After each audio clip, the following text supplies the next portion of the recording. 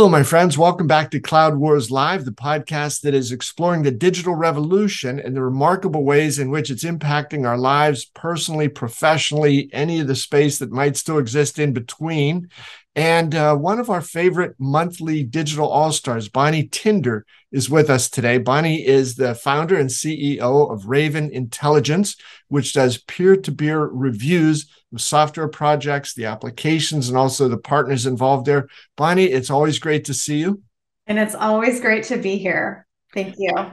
Hey, Bonnie, that is quite the chandelier behind you. Is that something you just sort of are working on? Maybe created that in your spare time? Yes. I painted this before, while I was in the waiting room here. No, chandeliers are kind of my signature. I Okay. love them. I have a lot of them in my house. I do not live at Versailles.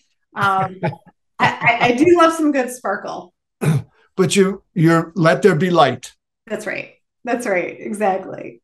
Well, perfect. Bonnie, it seems like we're in the thick of the tech industry event season, and you've had some one interesting adventure you wanted to share some thoughts and insights about, and then another one coming up. So let me turn it over to you for what's on top of mind for you. Yeah. Well, I had the opportunity to be at the HR technology event that happened in Las Vegas last week. And it was great. It's one of the major trade shows that happen in our space. It was really the first event in close to 3 years that was actually well attended. While they had the show last year, and there's been other events that have happened, over the last 12 months, I would say this is the show that really marked everybody getting back together in person and sort of life as normal again, or as close to normal as we'll get in 2022 at least. But a lot of energy there at the HR technology show. And we're talking before this event started here, you and I, and it felt a lot different than any other show that I've been to in the past for HR tech. And I've been attending these things for 15 years or so. And, I would say that there was a lot of energy, and some of the conversations had shifted in a different direction than they had in years past. So there was that one, Bonnie, and also then SAP, their Success Connect show. Yeah. So in your mind, what were some of the mega themes that emerged from those two shows, Bonnie? Yeah. So I think overall, the big emphasis, and it was with Success Connect, it was with Workday Rising that happened the same week, is this whole idea about the skills economy and how HR is really pressed harder, and working harder than ever to find ways to support their people, reskill them, and find viable opportunities for them to grow within the company. We're on the heels of, or in the midst of the Great Resignation, and, companies are looking to, fill so many open positions and needing to really look internally to reskill their people to be able to fill those jobs internally. So, this emphasis around, systems that can identify the skills that you have within your team. How do you, take your top talent and turn that into the future generation of your company? I think every single vendor, every presentation had something to say about that task, and it's monumental, really. Yeah. And Bonnie, the thing with skills, I know some of what I've been hearing about that is that, companies have really had to pivot on this pretty rapidly. Businesses have, and then that the software companies are trying to, adapt to that and fill in. But whereas things are changing so quickly in business, and the precision of the types of capabilities that businesses need now is, as you described it, it's really boosting this need for new types of skills, enhanced skills, ones that maybe somebody didn't think he or she was going to need before, but that's got to be something now that companies can both help their employees gain those skills, and also in the planning sense of it, right, Bonnie? They've got to get out in front and look be able to see this is the type of skill we're going to need in the future so that they're not always playing catch up. Yeah. Yeah. And, the big buzz term in, years previous has been everything around the employee experience. Mm. And so, that really has shifted. Employee experience is pretty much at this point, you assume that you're giving your employees, the tools to really manage their own career journey internally. That's really now shifted to this idea that you need to create a employee experience that allows them to identify their skills, find opportunities within the company, and almost proactively go to them to help them create their own destiny, so to speak. And the major players out there, so Oracle, SuccessFactors, Workday, they all have changes within their product structure to use AI and ways to identify those, and respond to those sort of skill needs within the company.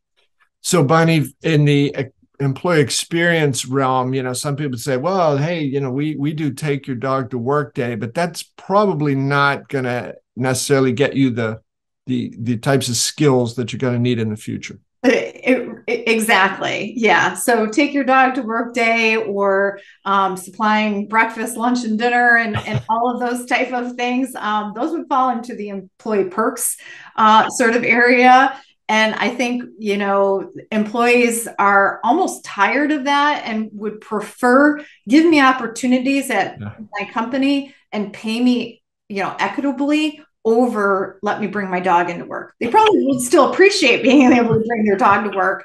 But more important is pay me fairly and give me opportunities to grow at the company over that.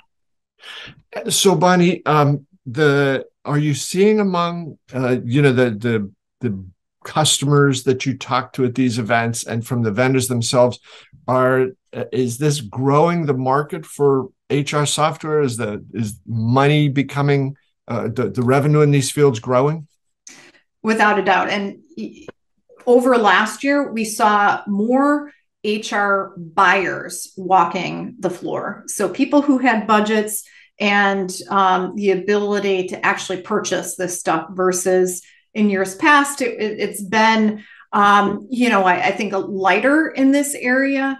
And we saw, I think, a lot of traction, more attendees from the practitioner side and decision maker side, which is great. This idea of recession and inflation pressures, I think for any company that can show how they're impacting the world of work, they're still able to secure budgets, for talent management and employee spend. So I think, not that the industry is recession proof, certainly, but we don't see any indications of a slowdown just yet. Yeah, I think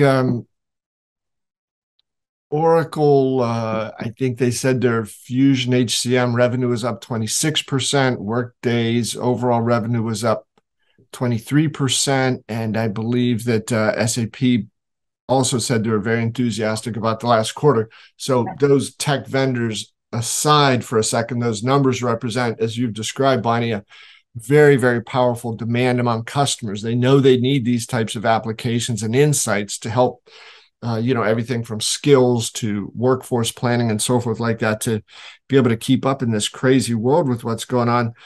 And Bonnie, along with that, what's your sense from the folks you talk to at these events? Are they getting the idea that technology helps, but technology isn't the thing that makes these transformations happen? I think definitely the smart companies are doing that and using tech as an enabler for change, not as a leader of change. And that's an important distinction. Especially at these tech shows where features and functions and the software takes center stage. I think one of the main caveats, and in every one of the sessions that I went to, the keynotes, really stressed that the companies that are actually successful in their transformation efforts are using, technology as an enabler and not leading with that. Understanding that true transformation starts in process, in people, in change management, and then uses the technology to support that. When we see the projects that don't go well, it's the ones that we're putting the cart before the horse, so to speak. Yeah. Yeah. Well, I anytime I hear something like that, Bonnie, I think it's a great sign of further enlightenment among all the different sorts of people who are involved in buyers now, right? From not just the CIO or CHRO, but the CFO and CEO probably is getting a lot of involvement in some of these things because talent has become so vital. Bonnie, I was intrigued. You shared some pretty wild findings from a survey that were sort of eye-popping and really support and buttress the points you've made up until now today about just how vibrant this market is. Could you share a few of those, please? Yeah. Well, I think back to one of our conversations on this Cloud Wars podcast in 2021, where we saw our implementation survey satisfaction actually increase during the pandemic, the height of it. And this idea that customers were giving a lot of grace to vendors for, getting through, making do, being really creative, helping them, out of really challenging situations. And that was 2021. I think customer satisfaction, just in general, whether it was B2B or B2C, was higher. What we have seen this year, and there was a study that was done, Sapient Insights did a study, 2,500 HR respondents. We see the same corollary in our data as well at Raven Intel. This idea of this year of grace is over. And user experience actually dropped 7%. Wow. So, yeah. So satisfaction overall with my vendor, I'm going to stay with my vendor for next year. That is actually decreased. And so, CHROs to HR tech vendors, they're not as happy as they were last year, so to speak. And a full 50% of those respondents, so 2,500 respondents, 50% of them said that their payroll systems or time and attendance systems were at risk of flipping. So, and those are major systems to be working out. So things got to be bad for you to disrupt your payroll system. And a full 50% said, yeah, we're looking at a new system here. So that's a big deal. Bonnie, would you attribute some of that, the extra scrutiny and the willingness to change, as you've described here, that jarring 50% number? Is that the customers just expect more? They need more to be able to get these new capabilities within their organizations very rapidly? I think there is absolutely that. So the expectations are higher, and the patience level is lower in terms of help me get this functionality in quickly. I think the other aspect to this is that there's been a lot of churn that's happened within the marketplace. Mm-hmm. Not only do we have new professionals in the HR space, but there's been a lot of churn at these tech vendors. So there are new players, new service professionals that are, having to build relationships with customers at both vendors as well as these service firms. And, that takes time when there's churn and when there's new players involved. So I think that's a contributing factor. One of the stats that came out was that there was a 33% drop in HR professionals that have over 10 years of experience. Wow. And so that's significant. All of this, knowledge that HR professionals have built over the years, they're going to different parts within their organization, or they're retiring. So they're moving out of HR into other functions. And so, we have new players in the HR practitioner space as well. So that's going to change the dynamic over time. Yeah, it's I was smiling there, Bunny, because it's like right on one hand, the business customers are saying, I need to get these new applications and solutions implemented more quickly because the world outside requires me to move more quickly. And at the same time, you're describing an internal dynamic within a lot of those businesses. They just don't have the seasoned people around anymore to be able to do that. So how do you square that sort of funky equation? Yeah, I think it's going to take some time to square it. And, um, the idea that, user experience has dropped 7%, we'll see what it is next year. Yeah. I think there's going to be a lot of training that needs to happen Yeah. between them and for that to go up. Now, Bonnie, a couple of the events that I've been to recently, there continues to be such a strong focus on big corporations as their customers. Understandably, that's where the most users are, but also really, really gaining that mid-market size companies are also just showing a huge appetite for these types of solutions. So, was that reflected in some of the experiences that you've had? For sure. And I think the big fish are looking to swim downstream where the big market activity is happening. And so we saw players like Oracle and Workday and SAP who've traditionally played more heavily in the jumbo market, looking to create solutions and price strategies that appeal more to the mid market. And by mid market, that's for I guess terminology wise, that's under 5,000 employees. And whereas that was they would sort of price themselves, and the complexity of the solution didn't lend itself to the mid market, so to speak. I think that they are becoming a lot more attractive to a smaller client. They have implementation strategies that are more templatized. And so, we're seeing them pop up more competitively in even the small deals, even the 500 to 2,500 employee range, where you never had heard of them playing in that market before, or opportunistically they would. So now they have entire sales teams dedicated to that market. Okay. Okay. And there's also, I think, but it seems there's been an increasing sense of urgency that the big software vendors are placing on their ecosystems and the partners to be able to help bring that expertise and maybe to help fill in some of that gap where some of the seasoned professionals, what was it, 33% you said of inside the HR professionals have moved on, or they're doing something different now. So Yeah. that please.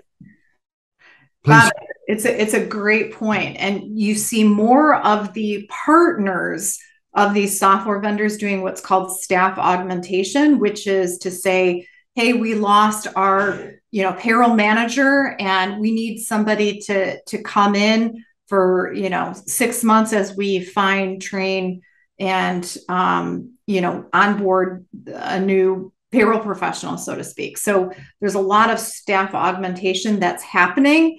And the partners of these software vendors are very instrumental in that process because they have the expertise and the resources, bench strength to do it. Wow. Wow. Bonnie, when we did our own Cloud Wars Expo 2-3 months ago, one of the most enjoyable parts of it was we had a pretty big competition among startups or small companies. We did the pitch thing and narrowed that down. There was one main winner and 5 sort of runners up there, but just a fascinating range of new ideas coming into it. I would suspect that in a market that's growing, as you described here, for HR technology, and with new types of dynamics going on, it's not just the same old products being changed a little bit. There's a whole new wave of solutions coming into the field. It seems like this would be an area where there's a huge opportunity for startups. Are you seeing that, or is the market still going to be largely controlled by the giant players? Well, there was a Pitch Fest competition that actually happened at the HR Technology Conference. It was packed. So it was right in the middle of the expo floor, Yeah. and they had a panel of judges, and throughout the several days of the expo, they had these pitches going on. It was one of the most well attended aspects of the conference. And the thing that shocked me is that there's still a ton of VC money that's going in to fund these startups, which is great to see. Yeah. And I think there's still a ton of appetite for any technology that can help improve the world of work. The winner of this particular competition was a company called Spotlight that helped focus on work-life balance and the whole there of work burnout, which is super, real right now. Yeah. And so they ended up winning the top prize, but there was some other really innovative companies out there that, were built around employee experience. Skills training, as I mentioned before, was a hot area too. So that is also a healthy area that's getting funding right now is the work tech space. Wow. Yeah. Bonnie, it's just always, in a market that's growing, that vibrancy of new competitors coming in, not even competitors. A lot of these sound like they might be, creating entirely new types of solutions to match up with the new needs and realities of a fast changing market. So that's always great to see. And then sort of on the other side of this, you got the big companies, Workday had Rising, Success Connect from SAP, and then in a couple of weeks, there will be Oracle Cloud World, formerly Open World, and you'll be attending that, right? Yes, absolutely. So that's October 17th, I believe, that week in Las Vegas again. So lucky I get to lucky go you. there. Yes, once again. And so what I'll be particularly interested in is the HR track that is there. I saw Yvette Cameron, who leads the HR line of business for Oracle, actually speak at the HR Technology Show. And as part of her session, she showed some of the product enhancements that Oracle has brought along this area of employee experience. They've actually created a product called Oracle Me, which is focused around employee journeys, which is this idea that the product is driven around work situations and employee experience versus presenting the product in such a way that employees have to sort of hunt on their own to get what they need. So they've sort of pre-packaged these workflows in the product itself. They ended up actually winning the top award for HR Product of the Year by HR Executive Magazine, the same folks that put on this HR Tech conference. And the product itself looks really, really slick. And so, I'm sure that is something that they're going to be focused on at Cloud World is more, more demonstrations around that. And I think the other thing that I'm really interested in seeing there is some of the customer-led sessions that they have. I am particularly looking forward to attending one around implementation and best practices. And that's going to be led by Marriott and McDonald's. So two huge companies using the technology today. I'll be interested to see the rollout of that. They have Hilton that's delivering a session on employee experience. Bank of New York Mellon is doing a Reimagine HR session, future of work type of thing. And they have other sessions by Baylor, Hearst Publications, Quest Diagnostics. So, as we mentioned, the mid-market, not so much represented here in big names that I just mentioned, but, I'll be really interested to hear about how this product is actually working within these organizations and meeting some of the other customers there. So that's coming up in a couple of weeks. Well, Bonnie, what are you going to do in November? Heck, sounds like Yeah, I guess I'm not going to know what to do. I'm going to have to book a trip to Las Vegas. I'll be missing it. Sounds good, Bonnie. Sounds like a vibrant, healthy. The HR space continues to be vibrant, healthy. It sounds like there's not just new buyers coming into it, but new set of expectations and requirements. Almost, I think, forcing the software companies, whether the big ones or these dynamic startups that you described, to use that term used a few minutes ago of reimagine what they're doing, how they're doing it, why they're doing it, instead of just trying to say, well, let me add a couple little sparkly features here and pump out the same stuff. People just aren't interested in that anymore, right?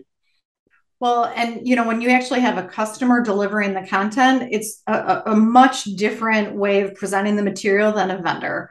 Yeah. And there's an authenticity that you get, usually a whole bunch less jargon when you actually have a customer presenting the concepts versus the vendor. So it'll be neat to hear sort of firsthand here about what this reimagination of HR is.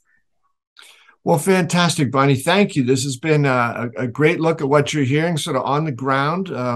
As you travel around, I'm not going to say anything about what you going frequently to Las Vegas means or doesn't mean. It's not a judgment thing. But no, Bonnie, it sounds great. And really, thanks for putting together these, big ideas about what's going on. And please be sure, would you mention, please, where people can find more about what Raven Intelligence is doing? Absolutely. So ravenintel.com, you can read over 2,000 reviews about these software projects, as well as read our recent blog posts that recap these events as well.